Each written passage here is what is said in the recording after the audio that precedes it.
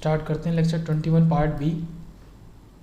Okay, कुछ questions की बात करेंगे यहाँ पे। सबसे पहले क्वेश्चन में हमसे एल इक्विवेलेंट पूछा बिटवीन ए एंड बी। तो ये ए है, ये बी है, इसके बीच में आपका जो एल है वो एल इक्विवेलेंट आपको बताना है। म्यूचुअल इंडक्टेंस जो एम होता है वो हमें दिया है 2 बार, एक बार पहली और दूसरी कॉइल के बीच में, और उनका जो डॉट है वो स्टार्टिंग में है। ओके, जब वो डॉट स्टार्टिंग में है तो जो प्लस माइनस होता था तो वो +2m हम यहाँ पे इस्तेमाल करेंगे। और पहले और तीसरे वाले कॉइल के बीच में आपको 100 दिया है, बट यहाँ पे डॉट की पोजीशन पहले वाले कॉइल में तो पहले स्टार्टिंग में है, बट बाद वाले कॉइल में, थर्ड कॉइल में वो एंडिंग में है। तो यहाँ पे -2m का इस्तेमाल करेंगे। तो उसी तरीके से क्या है कि L1 + L2 + L3 एक बार में तीनों को लिख लो, और 2 + -2m1। ओके, मतलब फर्स्ट कॉइल और सेकंड कॉइल के बीच में तो उसको प्लस करके इस्तेमाल कर लिया 2 × 2, और फिर पहली और तीसरी कॉइल के बीच में तो वो -2 × 1। और क्योंकि सेकंड और थर्ड कॉइल के बीच में m हमें गिवन ही नहीं है, इस वजह से हम यहाँ पे 0 लिखेंगे, और इसको सॉल्व करोगे तो डायरेक्ट आपका आंसर आ जाएगा 47 हेनरी। अब एक क्वेश्चन है थोड़ा अलग। ओके, अब इम्पॉर्टेंट तो है, जो हमने पढ़ा है उससे तो नहीं होगा, इसमें और थोड़ा सा लॉजिक लगेगा। तो यहाँ पे क्या है कि develop inductance matrix of the figure shown. तो एक अगर आपको फिगर देंगे, इसमें अलग अलग कॉइल्स हैं, म्यूचुअल इंडक्टेंसेज अलग अलग है, तो वहाँ पे आपसे इंडक्टेंस मैट्रिक्स पूछ लेंगे। वो इंडक्टेंस मैट्रिक्स क्या होती है वो देखते हैं। तो मैट्रिक्स आपका कुछ इस तरीके से है कि अगर आपका 3 इंडक्टर कॉइल हैं तो आपका 3/3 का मैट्रिक्स बनेगा। उसमें L11 होगा, डायगनली में L22 होगा, और आपका L33 होगा। ये तीनों ही आपका सेल्फ इंडक्टेंस होगा, ये आपके डायगनल में आ जाएंगे। ओके, बाकी इधर L12, L13, L21, इस तरीके से आप इसको सबस्क्रिप्ट पूरी कर सकते हैं, इसको लिख सकते हैं टेबल को। ओके, अब यहाँ पे इन्होंने डॉट को बार बार देने के बजाय अलग अलग सिम्बल्स का इस्तेमाल किया है। डॉट्स को केवल एक बार यूज़ किया है, मतलब इधर और इधर। इसका क्या मतलब है कि पहली और दूसरी कॉइल के बीच में आपका जो म्यूचुअल फ्लक्स है, इंडक्टेंस है सॉरी, वो आपका 2 हेनरी है, वो डॉट से डिनोट किया जा रहा है। इसी तरीके से आपका थर्ड वाले और फर्स्ट वाले कॉइल के बीच में जो आपका म्यूचुअल इंडक्टेंस है उसको ट्राइंगल से ड्रॉ किया है। इसमें क्या होता है, अलग अलग सिंबल का इस्तेमाल करते हैं। यहाँ पे डॉट भी कर सकते थे, पर उससे क्या होता है कि यहाँ पे 2 डॉट एक साथ हो जाते हैं, इसलिए अलग अलग करने की वजह से इसको ट्राइंगल इस्तेमाल किया है।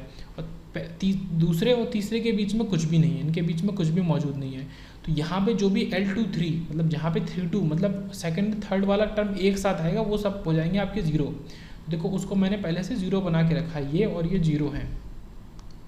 अब आपको क्या करना है कि टेबल को पूरा करना है। तो आपका जो L11 होगा तो वो तो सेल्फ इंडक्टेंस ही होगा, जो 10 हेनरी पहली कॉइल का खुद का जो इंडक्टेंस वैल्यू है वही यहाँ पे लिख देंगे 10। इसी तरीके से सेकंड वाले का 5, थर्ड वाले का 15।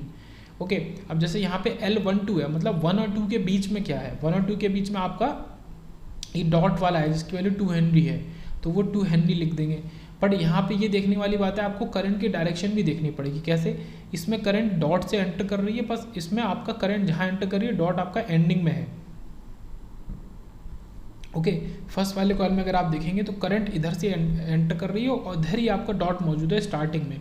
बट सेकंड वाले केस में देखेंगे करंट एंटर यहाँ से कर रही है, बट डॉट आपका एंडिंग में जाके है, इस वजह से इसका साइन आपका -2 हो जाएगा। ये इंपॉर्टेंट पॉइंट है। ओके, अब इस तरीके से ये देखते हैं L13 की 1 और 3 के बीच में, 1 और 3 के बीच में ट्राइंगल मौजूद है जिसकी वैल्यू क्या है आपकी 1 हेनरी। बट आप ट्राइंगल देखो तो आपका इधर करंट एंटर कर रही है, ट्राइंगल आपका स्टार्टिंग वाले पॉइंट पे है और इधर भी स्टार्टिंग वाले पॉइंट पे, इसलिए +1। तो इस तरीके से इस टेबल को पूरा कर लेंगे। तो ये -2 और ये +1, और ये आपका इंडक्टेंस मैट्रिक्स है, इंडक्टेंस टेबल आपका पूरा हो गया। ओके, इस तरीके से इंडक्टेंस सब मैट्रिक्स को बना सकते हैं। फिर एक क्वेश्चन और है, यहाँ पे पूछा है कि फाइंड के अंडर रेजोनेंस कंडीशन। तो ये आपको एक सर्किट दिया है जिसमें सिंपल सा करंट, हमने बात करी कि इसमें करंट फ्लो कर रही है, एक सीधा सा रेजिस्टेंस वैल्यू है, एक कैपेसिटेंस है, और 2 अलग अलग कॉइल्स हैं। और कॉइल के बीच में जो आपका म्यूचुअल इंडक्टेंस है वो हमें गिवन नहीं है, और हमें कोएफिशिएंट ऑफ कपलिंग निकालना है, क्योंकि के की वैल्यू निकालनी है। अब यहाँ पे क्योंकि वो फार्मूला उस समय मैंने बोला था काफ़ी इंपॉर्टेंट फार्मूला है, m = k √ L1L2, मतलब m और L1L2 का रिलेशन था, उसमें with the help of k था। तो k हमको निकालना है, मतलब हमें L1L2 पता होने चाहिए, जो हमें पता है J6 ओम और J7 ओम, तो ये 6 और 7 है, और m हमें निकालना पड़ेगा, m हमें नहीं पता है। ओके, और × 2πf बोथ साइड्स मल्टीप्लाइंग, इसकी खैर ज़रूरत नहीं है, तो ये कर देंगे। तो ये आपका रिलेशन हो गया। अब यहाँ पे क्या करेंगे कि L इक्विवेलेंट जो है उसमें 2πf मल्टीप्लाई कर रहे हैं, इस पॉइंट को भी छोड़ते हैं, इसको नहीं लेते। ओके, तो L इक्विवेलेंट क्या हो जाएगा, L1 L2 + 2m, बिकॉज दोनों में जो डॉट है वो आपका स्टार्टिंग में ही है, कॉइल के स्टार्टिंग में है, तो ये +2m। तो इसको हम इस तरीके से भी लिख सकते हैं कि L की जगह हम x लिखें। ओके, तो जैसे हम वहाँ पे इस्तेमाल करते आ रहे थे XL XC रेजोनेंस के अंदर, तो ये वही चीज़ हो गई आपका। तो हम यहाँ पे L लिखेंगे, सॉरी L इक्विवेलेंट की जगह X लिखेंगे। ओके, X इक्विवेलेंट L1 की जगह X1, L2 की जगह X2 और प्लस M की जगह XM, सबस्क्रिप्ट में M। तो ये इस तरीके से हो गया। तो ये आपका क्या हो गया, X1 X2। अब क्योंकि M जो था आपका, जो M था वो इसके इक्वल था, ठीक है, K और रूट L1 L2। अब हमने क्या किया, M को लिख दिया XM और K को तो K ही लिखेंगे और L1 L2 को X1 X2। तो ये फार्मूला कुछ ऐसा बन गया, ये ऐसा फार्मूला बन गया। अब इसी का इस्तेमाल करेंगे हम। यहाँ पे क्या हो गया, X1 plus X2 plus 2K root X1 X2। अब क्योंकि रेजोनेंस की बात कर रहे हैं इसीलिए हमने इसको ऐसा लिखा है X। ओके, तो X इक्विवेलेंट जो हो जाएगा, या फिर बोले तो X और उसको सबस्क्रिप्ट में L इक्विवेलेंट भी आप लिख सकते हो, उसमें L भी इंक्लूड कर सकते हो, उसमें कोई गलती नहीं होगी। तो L equivalent is equal to XC is equal to 15। अब ये देखो बहुत ही ज़्यादा इंपॉर्टेंट पॉइंट है, पॉइंट ईजी है पर बहुत इंपॉर्टेंट पॉइंट है। कैसे, आपको पता है कि रेजोनेंस पे आपका जो XL होता है वो XC के इक्वल हो जाता है। तो ये यहाँ पे बहुत इंपॉर्टेंट पॉइंट था, उसके बिना ये क्वेश्चन सॉल्व नहीं हो सकता। तो जो XC की वैल्यू है, जो कि क्या है 15 ओम, ठीक है, माइनस ये 15 माइनस, तो हम XC को ऑलरेडी माइनस ही लिखते हैं, तो 15 जो है वो ले लेंगे। तो जो XC की वैल्यू 15 है वही आपका XL इक्विवेलेंट की वैल्यू हो जाएगी। मतलब कि ये जो X1 प्लस X2 प्लस ये जो पूरा है इक्वेशन, इसकी वैल्यू 15 के इक्वल हो जाएगी। 15 is equal to 6 plus 7 plus 2 into K हमें निकालना है और रूट में 6 7। तो इसको सॉल्व करके आपका K की वैल्यू आ जाएगी ये, ओके, 0.154। तो इजी क्वेश्चन था, बट यहाँ पे रेजोनेंस की कंडीशन अगर आपको याद नहीं है तो फिर इसको सॉल्व नहीं कर सकते। नेक्स्ट क्वेश्चन पे चलते हैं। यहाँ पे एक सोर्स वोल्टेज दे दिया है और आपका एक रेजिस्टेंस है और करंट की वैल्यू भी दे दी है, ये भी काफ़ी अच्छा है, करंट की वैल्यू दे दी है। और आपसे आगे क्या बोला है कि यहाँ पे एक कॉइल है J3 ओम की और दूसरी कॉइल भी सेम वैसी J3 ओम की, और दोनों के स्टार्टिंग में ही डॉट है। तो दोनों के बीच में जो म्यूचुअल इंडक्टेंस होगा उसकी वैल्यू भी पॉजिटिव हम लेंगे, प्लस 2M करेंगे। ओके, तो इसी तरीके से X इक्विवेलेंट लिखेंगे तो X1 X2 plus 2XM। Okay, ये तो समझ में आया। और यहाँ पे क्या है कि X इक्विवेलेंट निकालेंगे पहले, वो कैसे कि Z जो है हमारा इम्पिडेंस इक्वल टू V/I के इक्वल होता है, ये सबको पता है। तो इससे हम पहले सबसे पहले सिंपल हम इम्पिडेंस निकाल लेंगे। ओके, क्यों, देखो इम्पिडेंस क्या होता है, दो चीज़ों का सम अप होगा, एक तो ये R और ये दोनों मिला के जो भी XL बनाएंगे उनका, R और XL को जब आप मिला दोगे तो वो इम्पिडेंस Z बना देगा। R की वैल्यू आपको पता है, इनकी वैल्यू पता है, तो पहले आप Z निकाल लो। तो Z आपका नॉर्मली कैसे निकलेगा, V/I से भी निकाल सकते हैं कि भाई पूरे सर्किट का इम्पिडेंस क्या होगा, टोटल वोल्टेज अपन टोटल करंट। अब मैंने क्या कहा था शुरू में, इस क्वेश्चन के शुरू में, कि 10 एम्पीयर करंट दिए, बहुत अच्छी बात है, आपको दोनों ही चीज़ दे दी गई है, वोल्टेज और करंट। तो ये 10 ओम निकल आया कि आपका टोटल इम्पिडेंस 10 ओम है। अब इम्पिडेंस का एक और फॉर्मूला होता है, वो क्या होता है, root R² plus X equivalent square. तो यहाँ से R हमें पता है, Z हमें पता है, तो X इक्विवेलेंट निकाल सकते हैं। तो X इक्विवेलेंट आपका क्या आ गया, 8 आ गया। अब इसी X इक्विवेलेंट को उठा के इसमें रखेंगे, तो ये क्या हो जाएगा, 8 इजकल टू 3 प्लस 3 प्लस 2 और इंटू XM। हमको सब कुछ पता है, हमें XM नहीं पता जो इसके बीच में आता है, वही हमें निकालना था। तो XM हम यहाँ से डायरेक्टली निकाल लेंगे, XM हो जाएगा 1। तो ये भी आसान क्वेश्चन था, बहुत ज़्यादा इसमें कुछ हार्ड नहीं था। उसके बाद और आगे बढ़ते हैं।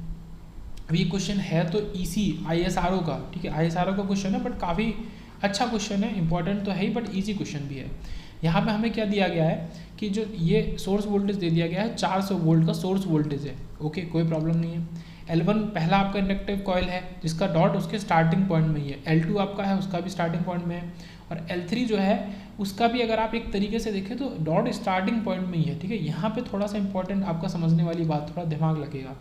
आप अगर मान लो कि करंट को इस तरफ से भेजो, ऐसे, फिर ऐसे भेजो, फिर ऐसे भेजो, और इसी तरीके से तो आगे करंट जा सकती है, और फिर इसको वापस भेज दो, तो आप देखोगे करंट के फ्लो में करंट जहाँ से एंटर कर रही है या फिर कॉइल के स्टार्टिंग में ही आपका, और एक्चुअल में इस करंट को हम भेजेंगे यहाँ से ऐसे ऐसे, ओके, ऐसे लाके, ये चीज़ नहीं, इसको नहीं,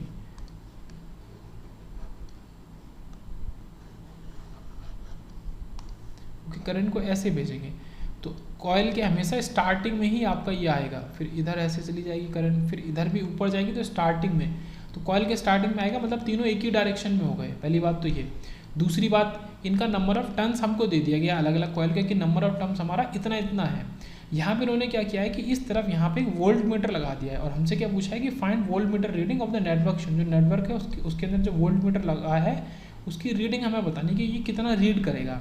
तो सबसे पहले इसको रीड्रॉ कर लेते हैं। कैसे, अगर आप ध्यान से देखें तो ये तीनों के तीनों कॉइल सीरीज़ में ही हैं और इसके संग वोल्ट मीटर भी सीरीज़ में है, बट केवल L1 कॉइल के पैरेलल में हमने 400 वोल्ट का सोर्स वोल्टेज लगाया है, केवल इसके पैरेलल में अलग से है। तो हम इसको रीड्रॉ करेंगे तो इस तरीके से L1 जो होगा उसके पैरेलल में हमने 400 वोल्ट का सोर्स वोल्टेज लगा दिया। ओके, और इसी तरीके से ये हमने क्या ले लिया, वोल्ट मीटर, और करंट आई को फ्लो करा दिया, क्योंकि हमने खुद से मान लिया कि करंट आई फ्लो हो रही होगी। वैसे तो आई का यहाँ पे इस्तेमाल नहीं है, बट फिर भी। इसी तरीके से L2 और L3। अब यहाँ पे अगर देखा जाए तो L1 के बाद में डॉट है। ओके, अगर हम इस वाले उसमें करंट को फ्लो कराएं, इस वाले लूप में करंट को फ्लो कराएं, तो चेक करो, हम करंट को फ्लो करा रहे हैं। आप करंट की कोई भी डायरेक्शन ले लो, आपने चलो ये ले ली, जब ये ले ली तो आप देखोगे कि इसमें डॉट जो है वो बाद में है, ना कि पहले। इसमें पहले ही है, इसमें पहले ही है। ओके, चलो एक काम करते हैं कि करंट की जो डायरेक्शन है उसको दूसरी तरफ ले लेते हैं। कैसे? इसको ऐसे ही ड्रॉ कर लो। मान लो मैंने कहती कि करंट ऐसे फ्लो कर रही है, ऐसे फ्लो कर रही है, मतलब ऐसे ऊपर गई तो इधर जब आएगी तो ये इसके एंटर वाली साइड में, इधर करंट पहुंची तो भी इसके अपोजिट साइड में हो गई, इधर आएगी तो इसके एंटर वाली साइड में, तो भी इसमें से दो अलग हो गए, और मतलब L2 और L3 आपके अपोजिट डायरेक्शन में हो गए। अगर इस तरीके से करंट को भेजते हैं तो डॉट आपका अपोजिट, तो यहाँ पे क्या है कि तीनों डॉट एक ही पोजीशन में तो नहीं है, ये चीज़ तो समझ में आ रही है। ओके, यहाँ तक बात हुई।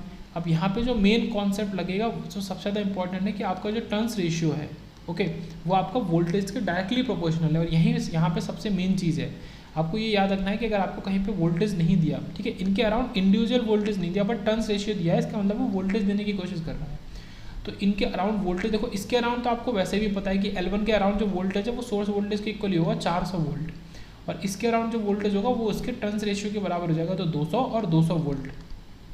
ओके, तो ये 400 200 200 हो गया, बट क्योंकि इनके डॉट्स की पोजीशन अलग अलग है, इस वाले के डॉट बाद में, पर इन दोनों के स्टार्टिंग में है, तो उससे इसको माइनस कर देंगे। या तो आप 200 प्लस 200 और माइनस 400 कर दो, या आप 400 माइनस 200 और माइनस 200 कर दो, जो आपकी मर्जी। दोनों ही केस में आपका जो आंसर होगा वो आपका 0 ही देगा, तो आपका आंसर 0 आ रहा है, और यही आपकी वोल्ट मीटर की रीडिंग भी 0 हो जाएगी। Don't focus of source elements, focus only on volt meter current. ठीक है, सोर्स एलिमेंट पे आप फोकस नहीं करें, केवल वोल्ट मीटर और करंट में फोकस करें, and then see science of dot और इंडक्टर। उसके बाद जो डॉट है, डॉट के साइन है इंडक्टर पे, वो देखें वेदर करंट इज लीविंग और एंटरिंग, या करंट लीव कर रही है या फिर एंटर कर रही है, तो ये देखना यहाँ पे इंपॉर्टेंट। तो काफ़ी सारे छोटे छोटे कॉन्सेप्ट यहाँ पे इस्तेमाल हुए, बट कैलकुलेशन बहुत ही छोटा था, क्वेश्चन ईजी था, बट काफ़ी सारे कॉन्सेप्ट थे। उसके बाद एक लास्ट का ही क्वेश्चन देख लेते हैं, उसमें क्या बात कर रहा है, सेकंड लास्ट क्वेश्चन।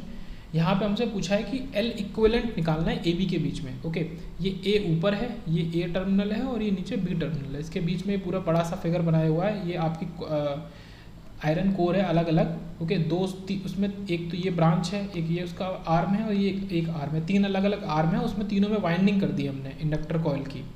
ओके, तो यहाँ पे क्या है, करंट को I1 को भेजा, और तीनों का जो सेल्फ इंडक्टेंस वैल्यू है L, वो सेम ही है, L। इसमें I1 करंट को भेजा, मतलब एक्चुअली में जो I करंट थी वो 3 पार्ट में डिवाइड हो गई, I1, I2 और I3। ओके, तो जो एक्चुअल आपका वो था 3 पार्ट में डिवाइड हो गया। अब यहाँ पे क्योंकि I1 है, अब आपने सबसे लेक्चर के शुरू में पढ़ा था, एक करंट I1 होती है तो वो एक फ्लक्स को जनरेट करती है φ1, और φ1 फिर वो φ11 φ12 इस तरीके से जनरेट करता है। अब क्योंकि इसमें करंट फ्लो करेगी, ये करंट की डायरेक्शन है, ये करंट की डायरेक्शन है, जब करंट फ्लो करेगी तो ये अब ऊपर के डायरेक्शन में एक फाई आपके फ्लक्स को जनरेट कर देगा। ये फ्लक्स इधर जनरेट हो गया ऊपर की डायरेक्शन में, ऐसे ही फ्लक्स तीनों केस में ऊपर की डायरेक्शन में जनरेट हो जाएगा। बट जब आप फ्लक्स को कंपेयर करेंगे, उनकी डायरेक्शंस को कंपेयर करेंगे, तो ये फोर्स इधर लगा रहा है और ये फोर्स इधर लगा रहा है, एक दूसरे को आप ये अट्रैक्ट कर रहे हैं। ये बोले तो कैंसिल करेंगे फोर्स को। ओके, अपोजिट डायरेक्शन में फोर्स लग रहा है, ना कि सेम डायरेक्शन में। ओके, जैसे कि इसको फाई 2/2 बोल सकते हैं और इसको फाई 2/2, तो ये आपका अपोजिट डायरेक्शन में हो गया। तो यहाँ पे सीधे सीधे लॉजिक क्या है ना समझने वाला, कि φ1 अपोजिंग φ2, ये आपको साफ दिख रहा है कि φ1 जो है वो φ2 को अपोज कर रहा है, और φ2 जो है वो φ3 को अपोज कर रहा है। तो ये चीज़ यहाँ पे हो रही है। अब इस केस में क्या होगा, φ1 φ2 को अपोज कर रहा है और φ2 φ3 को अपोज कर रहा है, मतलब फाई की जो वैल्यू है ओवरऑल फ्लक्स की, म्यूचुअल फ्लक्स की, वो काफ़ी कम हो जाएगी। ओके, ये चीज़ अगर आप समझ गए तो इसका आंसर आ गया, वरना नहीं। जो म्यूचुअल फ्लक्स की वैल्यू है वो काफ़ी कम हो जाएगी, क्योंकि अपोज ही कर रहे हैं एक दूसरे को। जब आप एक बार में 512 निकालोगे, या आप 523 निकालोगे, या इसका अपोजिट बोल सकते हो कि 32 और 21, तो ये काफ़ी लो वैल्यूज़ मिलेंगी। अब क्योंकि इंडक्टेंस के फॉर्मूले में L = n φ/i होता है, जो L होता है वो फाई के डायरेक्टली प्रोपोर्शनल होता है। तो यही चीज़ बोली गई है कि अगर आप फाई को घटा दोगे तो आपका जो एल है वो भी घट जाएगा, ठीक है। If phi decreases L also decreases, तो इसका answer L equivalent A B जो होगा वो काफ़ी लो वैल्यू का होगा, ठीक है। वो पूछना चाह रहा था इन टर्म्स ऑफ एल, उसने एल तो एक इंडक्टर का दिया था, इंडक्टर कॉयल का, तो L/3 3L L/2 क्या होगा, 3L तो बिल्कुल नहीं होगा, L/3 और L/2 से भी बहुत छोटी वैल्यू होगी क्योंकि जो फ्लक्स है वो अपोज कर रहा है। तो ये यहाँ पे लॉजिक था, ये इंपॉर्टेंट क्वेश्चन ये भी था। उसके बाद और आके बात करते हैं, ऊपर हमने डॉट के तरीके से मैं तो देख लिया था सबसे लेक्चर के शुरू में, ठीक है, 21 पार्ट ए में, बट यहाँ पे इसको हम दूसरी तरीके से रीड्रॉ करके भी देखते हैं। तो यह तो आपका कुछ ट्रांसफार्मर वाला डायग्राम हो गया, ये बीच में लेमिनेशन कोर है, लेमिनेशन डाला हुआ है, तो ये एम इनके बीच में म्यूचुअल जो फ्लक्स है, तो इस तरीके से दोनों में डॉट आपका इधर ही है और दोनों में करंट आपका एंटर कर रही है।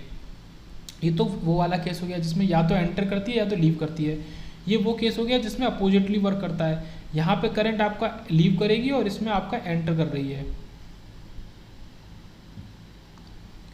ओके, तो इसमें क्या बताना चाह रहा है कि both are same in use, ये दोनों तरीके के सेम ही फिगर है। आप इसको ऐसे ड्रॉ करो या फिर ऐसे ड्रॉ करो, ऐसे ड्रॉ करो कैसे कि इस वाले जो आपका जो कॉयल है इसको ऐसे ड्रॉ करो, मतलब टी नेटवर्क में ड्रॉ कर सकते हो। आपका ये जो डायग्राम ट्रांसफार्मर वाला है इसको आप टी नेटवर्क में भी ड्रॉ कर सकते हो, बट वहाँ पे वैल्यूज़ अलग अलग होंगी, उन्हें देखना जरूरी है। क्या, जैसे ये L1 माइनस एम लिख सकते हो आप, ठीक है, इस L1 से इस m को घटा दो, L2 माइनस एम कर दो, बट यहाँ पे प्लस m करो क्योंकि ये आपका सेम डायरेक्शन को शो कर रही है, मतलब करंट डॉट में एंटर हो रही है और इधर भी एंटर हो रही है, तो यहाँ पे जो होगा आपका प्लस m होगा। तो ये काफ़ी इंपॉर्टेंट पॉइंट है।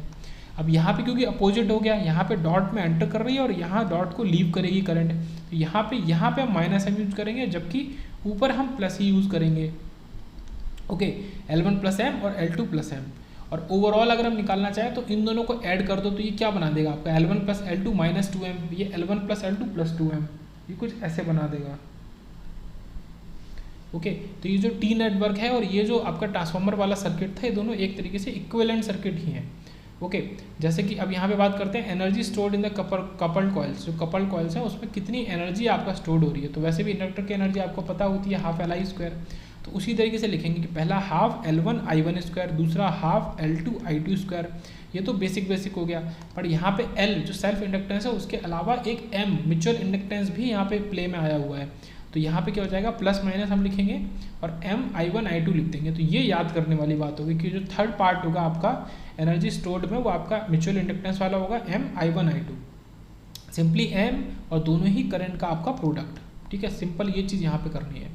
तो ये कुछ इस तरीके से एनर्जी स्टोर्ड की बात हुई। अब एक क्वेश्चन देख लेते हैं, यहाँ पे क्या बोला है कि ये इन दोनों के बीच का म्यूचुअल फ्लक्स आपको दे दिया 2 हेनरी, इसका सेल्फ है 10 हेनरी, इसका है 2 हेनरी। ओके, यहाँ पे क्या है, हम देखना चाह रहे हैं कि करंट की डायरेक्शन हमें नहीं दी है, ठीक है, we don't have current directions, फिर भी हम इस क्वेश्चन को सॉल्व कर सकते हैं, मतलब हमें इसको सॉल्व करने के लिए करंट की डायरेक्शन नहीं चाहिए। Okay, current direction not required, कैसे वो देखते हैं। अब क्योंकि हमने बात ऊपर करी कि जो ट्रांसफार्मर टाइप का फिगर है इसको हम टी टाइप के फिगर में रीड्रॉ कर सकते हैं, और क्योंकि ये बाद में शॉर्ट सर्किट हो रहा है, इस वाली साइड में ये ओपन नहीं है, तो जो टी वाला होगा वो इधर आपका ये शॉर्ट सर्किट हो जाएगा, ये ओपन नहीं होगा, ये याद रखना। ओके, अब क्योंकि इसमें ये जो म्यूचुअल फ्लक्स दोनों में ऊपर की तरफ है, तो यहाँ पे L1 minus M, L2 minus M और यहाँ पे प्लस एम लिखो। ओके, अब आप कहोगे कि हमें पता कैसे चला, यहाँ पे डॉट ना तो डॉट बने हुए हैं और ना भी करंट की डायरेक्शन शो हो रही है, कि हम इसको L1 माइनस एम ही लिखें, L1 प्लस एम क्यों नहीं लिखें, और इसको प्लस एम लिखें, माइनस एम क्यों नहीं लिखें। तो उसको थोड़ा सा पेशेंस रखते हुए 2 मिनट देख लो, समझ में आ जाएगा। तो सॉल्व करते हैं इसको, आप इसका टोटल इक्विवेलेंट निकाल लो। तो ये क्योंकि दोनों शॉर्ट सर्किट हो गया तो ये और ये पैरेलल हो गया, तो क्या हो जाएगा कि L1 माइनस एम सीरीज में है किसके, इन दोनों के संग, ये दोनों अपने आप में पैरेलल हैं, तो m into L2 minus M और नीचे L2 minus M plus M. तो ये आप सॉल्व करोगे तो ये आपको कुछ इस तरीके से दे देगा value, L1 L2 minus M square upon L2, या बोले तो आपका सीधा सीधा L1 minus M square upon L2, ये वैल्यू दे दी। ओके, अब क्या करो, इसी को पलट दो। अब आपने जो अजम्पशन लिया है कि इधर L1 माइनस एम, ये कब मिलता है, जब आप ये मान के चलते हो कि डॉट, जैसे यहाँ पे डॉट तो है ही, वो तो है ही, बट करंट दोनों में एंटर ही कर रही है, या तो लीव कर रही है, तो आप ये वाला केस लेते हो, ये वाला। अब आप क्या मानो कि मान लो करंट एक में तो एंटर कर रही है बट एक से लीव कर रही है, तो आप कैसा बनाओगे फिगर को, आप टी वाले डायग्राम में कैसे बनाओगे, कुछ इस तरीके से बनाओगे, L1 plus M, L2 plus M और यहाँ पे माइनस कर दोगे और इसको शॉर्ट भी कर दोगे, तो ये कुछ इस तरीके से बना। अब यहाँ पे भी वही लॉजिक लगाओ L इक्विवेलेंट का, तो L1 प्लस एम अलग, ये सीरीज में है इन दोनों के संग और ये अपने आप में पैरेलल में है, तो ये माइनस एम हो जाएगा, और L2 प्लस एम और L2 प्लस एम और माइनस एम, तो ये कैंसिल हो गया, फिर ये कैंसिल हो गया। तो ये कुछ इस तरीके से है। इसको भी आप फर्दर सॉल्व करोगे तो ये क्या दे देगा, L1 minus M square upon L2। अब आप देखो कि दोनों ही वैल्यू सेम है, ये बहुत ही इंपॉर्टेंट यहाँ पे कंक्लूजन ड्रॉ हुआ है कि दोनों ही वैल्यू सेम है। आप चाहे इसको अज्यूम करके कर लो, चाहे इसको अज्यूम करके कर लो, और वो वैल्यू क्या है, L1 minus M square upon L2। तो ये बहुत इंपॉर्टेंट वैल्यू है, ये याद रखेंगे। तो इसीलिए यहाँ पे बोला गया है कि आपको करंट की डायरेक्शन का रिक्वायरमेंट नहीं है इसको सॉल्व करने में। ओके, उन्होंने डॉट्स भी यहाँ पे शो नहीं किया, बट एरो शो किया है। एरो हमारे डॉट्स के ऊपर ही आते हैं, ठीक है। ये मान लो यहाँ पे डॉट्स है, बट करंट की डायरेक्शन हमें नहीं दी है। तो ये जो करंट की डायरेक्शन नहीं भी दी है, तो उसके बिना भी हम सॉल्व कर सकते हैं। तो यहाँ पे क्या हो जाएगा, L1, ठीक है, L1 minus L2 upon L1 minus M square upon L2। तो वो L1 है 10 हेनरी, और ये क्या है 2 स्क्वायर, ये 2 सॉल्व करके आंसर आ जाएगा 8। ओके, तो इस तरीके से इसको सॉल्व कर लिया।